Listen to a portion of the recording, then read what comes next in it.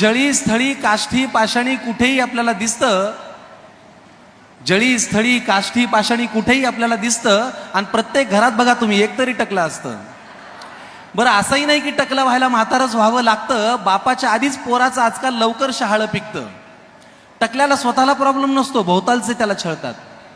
टकल्याला काही प्रॉब्लेम नसतो, त्याचं तो बसलेला असतं शांतपणे, भोवतालचे जाऊन बघतात आणि म्हणतात अरे हे टकलंही काही की, असं होतं की नाही. तर टकल्याला स्वतःला प्रॉब्लेम नसतो, भोवतालचे त्याला छळतात. गेले रे केस म्हणून उरलेले उपटून काढतात.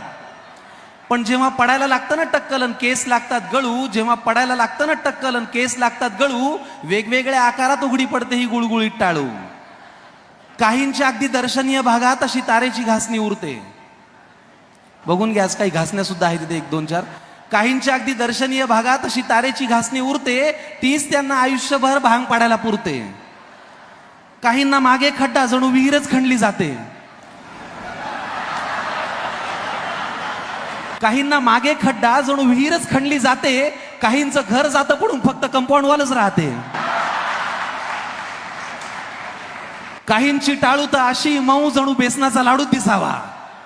काहींची टाळू तर अशी मऊ जणू बेसनाचा लाडू दिसावा, असं वाटतं हळूच जाऊन त्याच्यावर काजूचा काप खोचावा. आता नवीन उपचार आलाय म्हणे ट्रान्सप्लांट करून रोवायचं. आता नवीन उपचार आलाय म्हणे ट्रान्सप्लांट करून रोवायचं.